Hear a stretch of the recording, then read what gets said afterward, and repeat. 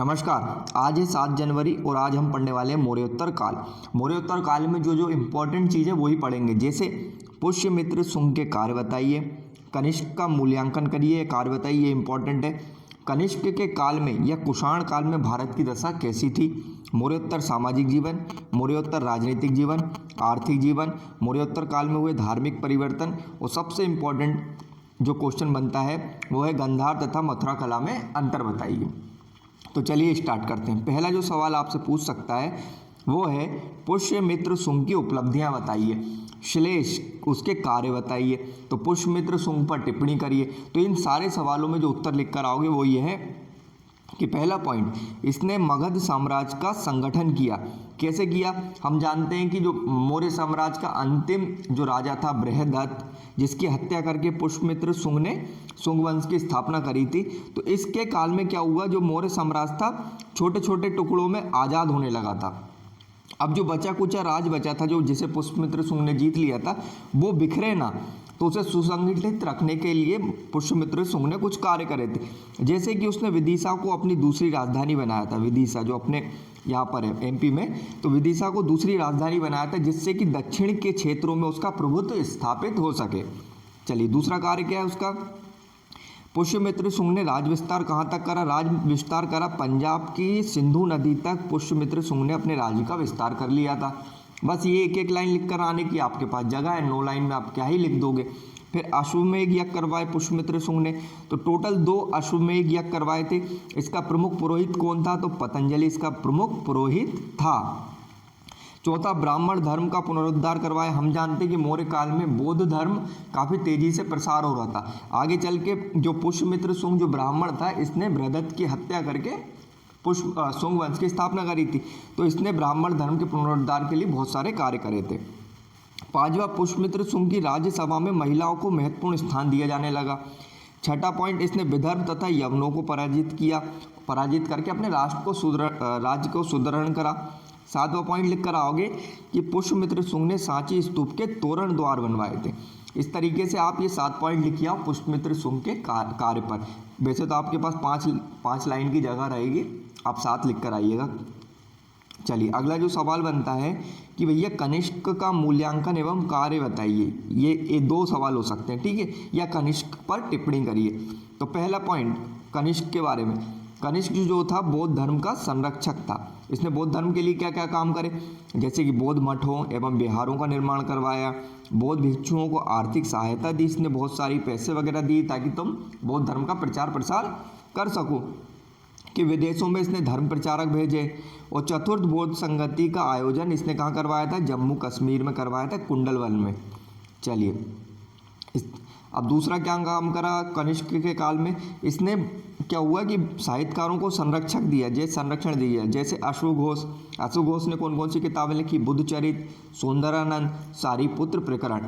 अश्वघोष 3 marker में आपसे पूछ सकता है। फिर नागार्जुन भी आपसे 3 मार्कर में आ सकता है। नागार्जुन की पुस्तक कौन कौन सी है, मध्यम कारिका और प्रजापारिमेता सूत्र। चरक जो था एक चिकित्सक था, ठीक है, चिकित्सक था, और इसकी फेमस पुस्तक है चरक संहिता। आज भी जो डॉक्टर वगैरह हैं आप चरक की शपथ लेते हैं। चलिए स्थापत्य कला में देख लेते हैं कनिष्क के काल में, तो नए नगरों का इसने नए नगर बसाए कौन कौन से, जैसे कनिष्कपुर और सिरसुख नगर, ये 2 नगर कनिष्क ने बसाए। इसके काल में गांधार कला का विकास हुआ, गांधार कला का विकास हुआ, और मथुरा कला भी इस काल में फल फूल रही थी। अब देख लेते हैं कनिष्क के काल में, उसके काल में जो भारत की दशा कैसी थी, या कनिष्क या कुषाण, ये 2 सवाल आपसे पूछ सकता है। कुषाण काल में दशा कैसी थी, और इसी को अगर आप देख लो ना आगे तो कुछ भी पूछ ले, सातवाहन वगैरह, तो एक मोटा मोटी जो दशा रहेगी भारत की वो कुछ ऐसी ही रहेगी। तो कनिष्क के काल में जो प्रशासन था उसमें हमें विदेशी प्रभाव देखने को मिलता है, क्योंकि विदेश से आए थे। राजतंत्रात्मक पद्धति प्रशासन की, और राजा का पद कैसा होता था, वंशानुगत होता था, बाप के बाद पुत्र बनेगा। प्रमुख अधिकारी कौन से, तो मेरिडेज, अमात्य विदेश मंत्री था, सेनापति सेना का प्रमुख हुआ करता था। इस काल में आर्थिक परिदृश्य कैसा था, तो विदेशी व्यापार उन्नत हो गया था। क्यों हो गया था, कि जो रेशम मार्ग है जो भारत के चाइना से होते हुए निकलता है, भारत और चाइना की बॉर्डर से होते हुए, उस पर कनिष्क का अधिकार हो गया था, वो जीत गया था। तो अब इस रास्ते से जो भी निकलेगा वो कनिष्क को टैक्स देगा। जब टैक्स देगा तो भैया इकोनॉमी बढ़ेगी। इसके अलावा इस रास्ते से रास्ता मिलने, कब्जा होने के बाद ये लोग यहाँ से अपना व्यापार यूरोप तक भेज सकते थे। दूसरी कृषि आधारित अर्थव्यवस्था थी। श्रेणी संगठन था। श्रेणी संगठन जैसे मैंने पिछले वीडियो में आपको समझा चुका हूँ, श्रेणी संगठन जो है व्यापारिक संगठन है, व्यावसायिक संगठन था। इसका मुख्य काम जो था मापतोल के नियम बनाना, मुद्रा नीति मतलब कोई वस्तु कितने रुपए में बिकेगी उसका निर्धारण ये संगठन करा करता था। रेशम मार्ग पर अधिकार कनिष्क का, ये तो मैं आपको बता चुका हूँ। अब देख लेते हैं सामाजिक जीवन कैसा था। तो देखो किसी भी काल के सामाजिक जीवन में अगर हम वो लिखना है ना तो 3 चीज़ होती। ये लिखे आओगे, वर्णाश्रम व्यवस्था कठोर हो चली, अस्पृश्यता का प्रसार हो गया, महिलाओं की दशा में गिरावट। ये कुछ स्पेसिफिक पॉइंट है जो ऋग्वैदिक काल के बाद लगातार हमें देखने को मिल रहा है कि महिलाओं की स्थिति में गिरावट हो रहा है, अस्पृश्यता का प्रसार लगातार बढ़ रहा, वर्णाश्रम व्यवस्था कठोर होती चली जा रही। अब धार्मिक जीवन कैसा रहेगा इस काल का, तो कुषाण धार्मिक रूप से सहिष्णु था, मतलब ये सभी धर्मों का सम्मान करता था। इस काल का कोई राजधर्म नहीं था और ब्राह्मण जैन वो सभी को इसने दक्षिणा दी, जो राज्यसभा में आता था उन सबको पैसे देता था ये। चलिए अब देख लेते हैं साहित्य संरक्षण कुषाण काल में। तो अश्वघोष, नागार्जुन, चरक, जैसा कि मैंने अभी थोड़ी देर पहले आपको बताया था, उनकी पुस्तकों को लिख देना यहाँ। छठा पॉइंट मुद्रा। तो देखिए कुषाणों ने सबसे ज़्यादा सोने की सबसे शुद्ध स्वर्ण मुद्रा जारी करी थी। इसका मतलब क्या हुआ, अगर कोई स्वर्ण मुद्रा जारी कर रहा है तो उसका आर्थिक रूप से कैसा था, वो मजबूत हुआ करता था। अब देख लेते कला। तो कला में इस काल में हम देखते हैं गांधार कला का जन्म हुआ था। तो इस तरीके से आप 7 पॉइंट लिख कर जाओगे। अब आ जाता है मौर्य उत्तरकालीन राजनीतिक जीवन बताइए। तो राजनीतिक स्वरूप कैसा रहेगा, राजतंत्रात्मक राजनीतिक स्वरूप रहेगा। फिर दूसरा, राजा का पद कैसा रहेगा, वंशानुगत रहेगा। और राजा के पद का क्या हो जाएगा, देवीयकरण। देवीकरण से क्या मतलब होता है कि भगवान ने हमें आप पर राज करने का अधिकार दिया है। चलिए दूसरा पॉइंट लिख कर आओगे आप, विकेंद्रीकृत राज व्यवस्था। हम जानते हैं कि मौर्योत्तर काल में बहुत छोटी छोटी जगह पर राज्य बन गए थे। जैसे पहले हमने तक्षशिला में राज करा, कुषाण पेशावर में करा, शक ने मथुरा और उज्जैन में करा, सातवाहन ने नासिक में करा, शुंग व कर्ण ने पाटलिपुत्र में अपने राज करा। तो क्या हुआ, विकेंद्रीकृत हो गया।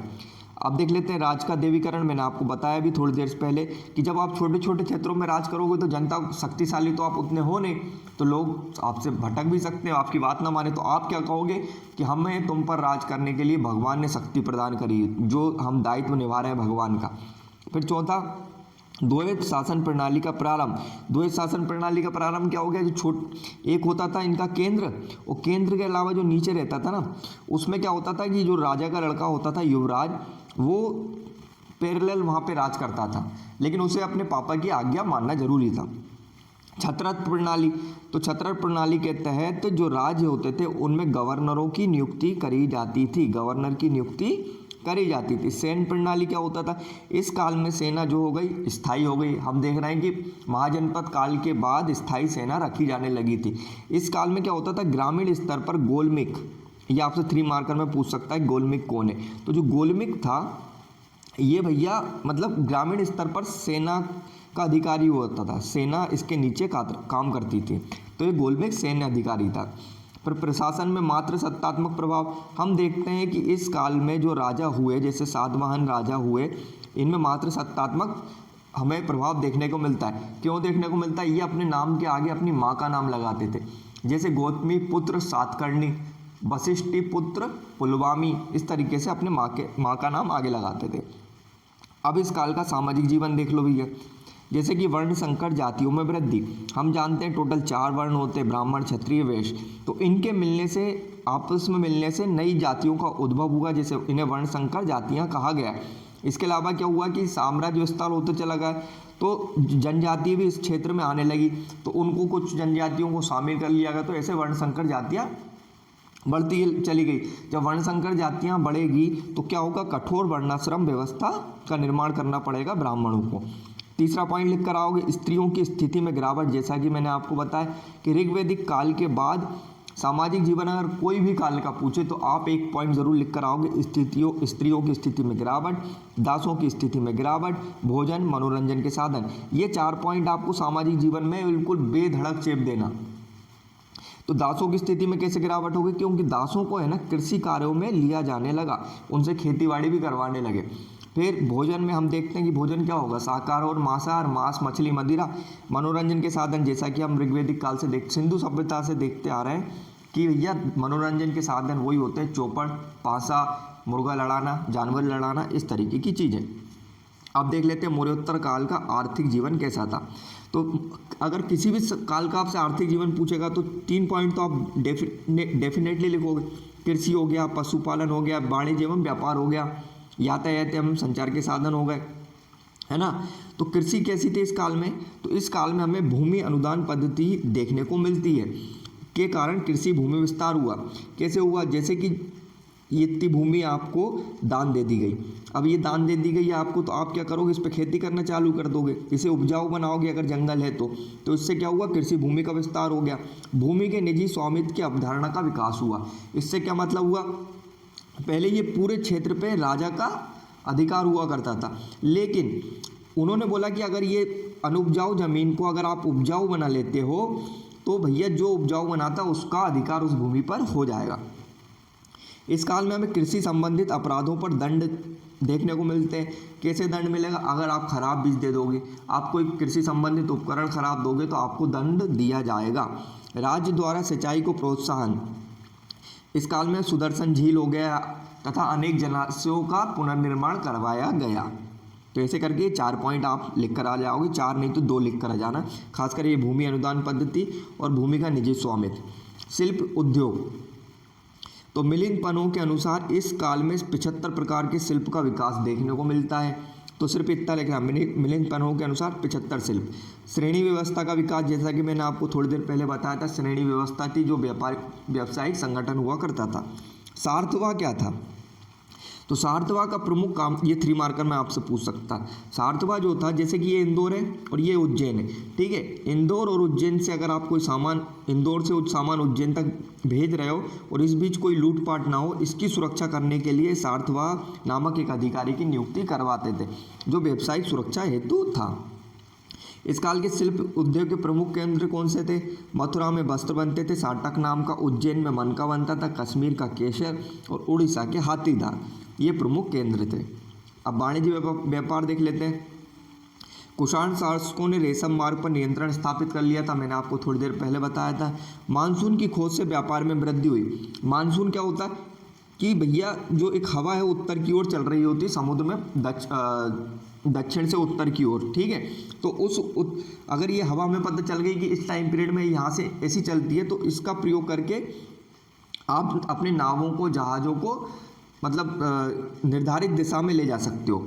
मूर्तिकला तथा व्यापार में वृद्धि, हम देखते हैं कि इस काल में गांधार कला का विकास हुआ। अब जब गांधार कला जाएगी, मूर्ति बनने लगेगी, मूर्ति बन रही तो पूजा पाठ चालू हो गया, तो मूर्ति बिकने लगी, तो मूर्ति कला के व्यापार में वृद्धि हो गई इस काल में। यातायात एवं संचार के साधन, इस काल में क्या हुआ? उत्तरापथ का विस्तार विक्टोरिया तक हो गया। और प्रमुख बंदरगाह कौन कौन से थे? ताम्रलिप्ति, भड़ोच और मुजरिस, ये प्रमुख बंदरगाह थे इस काल की। ये 2 पॉइंट आप लिख कर आ जाना। मुद्रा कौन सी थी इस काल में? जैसा कि मैंने बताया कि इस काल में सर्वाधिक स्वर्ण सिक्के जारी करे गए। वहीं सातवाहन ने पहली बार शीशे के सिक्के जारी करे। मुद्रा हो गई। नगरीकरण में क्या लिखे आओगे कि तक्षशिला, मथुरा, पाटलिपुत्र और उज्जैन इस काल के प्रमुख नगर हुआ करते थे। चलिए, इस तरीके से हमने मौर्योत्तर काल का सामाजिक, आर्थिक और धार्मिक जीवन देख लिया। अब एक सवाल बनेगा कि भैया मौर्योत्तर काल में धार्मिक क्षेत्र में क्या क्या परिवर्तन हुए, विस्तार से बताइए। 11 नंबर में या 5 नंबर में भी पूछ सकता है, या पूछ लेगा मौर्योत्तर काल में ब्राह्मण धर्म में क्या परिवर्तन हुए, 5 नंबर में बताइए। तो ब्राह्मण धर्म में सबसे पहला जो परिवर्तन हुआ कि जनजातीय धार्मिक मान्यताओं का समावेश हुआ। जैसा कि मैंने बताया, कृषि भूमि विस्तार हुआ। कृषि भूमि विस्तार होने से क्या हुआ? जनजातीय क्षेत्र भी इसमें शामिल होने लगे। तो जनजातीय क्षेत्र में हम देखते हैं कि शिव की पूजा हो गई, वृक्ष पूजा हो गई, इस तरीके की बहुत सारी पूजाएं जो है ना, लिंग पूजा हो गई। तो जनजातीय धार्मिक मान्यताओं का समावेश ब्राह्मण धर्म में होते चला गया। फिर दूसरा, मृत शासकों की मूर्ति पूजा का प्रारंभ। ये हम देखते हैं कि कुषाणकालीन प्रभाव हमें ब्राह्मण धर्म में देखने को आगे मिल रहा है। भौतिकतावादी स्वरूप हो गया। पहले क्या होता था, हम पारलौकिक चीज से होते थे, स्वर्ग नरक की बातें करा करते थे, लेकिन अब हम भौतिकतावादी हो गए। अवतारवाद की धारणा का विकास हो गया। जैसे कि हम बोलते हैं ना, कृष्ण विष्णु के, मुझे कौन से नंबर के अवतार मुझे नहीं पता, भगवान राम भी विष्णु के अवतार हो गए। तो हमें अवतार की बात की अवधारणा का विकास इस काल में देखने को मिल रहा है। भक्ति की अवधारणा का विकास भी इस काल में हमें देखने को मिल रहा है। ब्राह्मण धर्म में ये 4-5 परिवर्तन हो चुके थे। अब देख लेते हैं बौद्ध धर्म में क्या परिवर्तन हुए भैया। तो बौद्ध धर्म में महायान पंथ का उद्भव हुआ मौर्योत्तर काल में। बोधिसत्व की परिक्रमा, बोधिसत्व का विकास हुआ। बोधिसत्व क्या था, एक तरीके से ऐसे लोग जो निर्वाण प्राप्त कर सकते हैं, ठीक है, निर्वाण प्राप्त करने की अर्हता रखते हैं, लेकिन वो निर्वाण प्राप्त नहीं कर रहे क्योंकि उन्हें दूसरों को निर्वाण दिलवाना है, वो दूसरों के लिए कार्य करना चाहते हैं। ऐसे लोगों को ऐसे बोधिसत्व कहा गया। चलिए अब आगे बढ़ते हैं। फिर क्या है, बोधिसत्व की मूर्ति पूजा का प्रारंभ हुआ, संस्कृत भाषा का प्रयोग हुआ। तो इससे एक चीज़ समझो, हम जानते हैं कि बौद्ध धर्म का तेजी से प्रसार क्यों हुआ था, इन्होंने पाली भाषा का प्रयोग करा था जो जनभाषा थी, लेकिन आगे चल के ये संस्कृत भाषा का प्रयोग करने लगे जो ब्राह्मणों की भाषा हुआ करती थी। इस कारण हम देखते हैं कि बौद्ध धर्म ना धीरे धीरे लुप्त होने लगा भारत से। तो आपकी जो स्ट्रेंथ है, ठीक है, आपकी जो स्ट्रेंथ है उस पर ही काम करना चाहिए। आपकी स्ट्रेंथ क्या थी, पाली भाषा थी। आप क्यों फेमस हो रहे थे, आप फेमस हो रहे थे क्योंकि आप एथिस्ट थे, लेकिन आप भी खुद मूर्ति पूजा करने लगे। तो आप अपनी स्ट्रेंथ पर बने रहिए, जो आपकी स्ट्रेंथ है। इस काल में स्तूप और चैत्यों का निर्माण हो रहा है। जैसे सांची का स्तूप तो मौर्य काल में बना था, लेकिन अन्य स्तूप और चैत्यों का निर्माण हो रहा है। फिर आता है जैन धर्म में परिवर्तन क्या हुआ। तो जैन धर्म में भी तीर्थंकरों की मूर्ति पूजा पद्धति का विकास हो गया। अब देख लेते हैं सबसे इम्पोर्टेंट सवाल, गांधार कला और मथुरा कला में प्रमुख अंतर बताइए। तो आप ऐसे करके इस तरफ लिखोगे अंतराधार, इधर गांधार कला, इधर मथुरा कला। तो इतिहास में हम जब भी बात करते हैं तो एक टाइम पीरियड होता है हर चीज़ का। तो पहला लिख के आओगे आप काल। तो गांधार कला का विकास कब हुआ, 50 ईसा पूर्व से लेके 500 ईस्वी तक। और मथुरा कला 1ली शताब्दी ईसा पूर्व में इसका विकास हुआ था भैया। गांधार कला का क्षेत्र कहाँ था, तो पेशावर था। और मथुरा कला का सीधी सी बात है मथुरा ही रहा होगा। प्रभाव, तो तीसरा, गांधार कला में यूनानी प्रभाव हमें देखने को मिलता है। गांधार ही पेशावर क्षेत्र, अफगानिस्तान वाला क्षेत्र है, तो यूनानी प्रभाव हमें वहाँ देखने को मिलेगा। मथुरा कला पूर्णतः स्वदेशी प्रभाव से संबंधित थे। धार्मिक प्रभाव कौन कौन से थे, तो धार्मिक प्रभाव में बौद्ध धर्म का प्रभाव हमें गांधार कला पे देखने को मिलता है। वहीं मथुरा कला में हिंदू, बुद्ध और जैन, ये तीनों धर्मों का प्रभाव हमें मथुरा कला पे देखने को मिलता है। चलो, तो 5वां पॉइंट, उपयोगी सामग्री।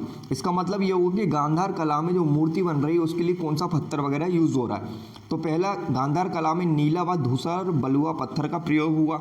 वहीं मथुरा कला में लाल बलुआ पत्थर का प्रयोग हमें देखने को मिलता है। 6वां पॉइंट, विशेषता बताओ इनकी क्या थी गांधार और मथुरा कला की। तो आप लिख कर आओगे आध्यात्मिक बुद्ध की मूर्ति हमें देखने को मिलती गांधार कला में, और इसमें कम अलंकरण होता है गांधार कला में। भाई मथुरा कला जो थी भौतिकतावादी थी, और बुद्ध के चारों ओर एक प्रभामंडल हमें देखने को मिलता है। जैसे ये मूर्ति हो गई महात्मा बुद्ध की, तो इसके चारों ओर ऐसा प्रभामंडल, तो इसको क्या बोलेंगे कि ये मथुरा कला से संबंधित है, ये आप पहचान जाओगे। तो उम्मीद करता हूँ कि आपको ये वीडियो अच्छी लगी हो, और अगर अच्छी लगी तो प्लीज़ सब्सक्राइब करते हुए जाइएगा और लाइक कर देना यार। Thank you very much.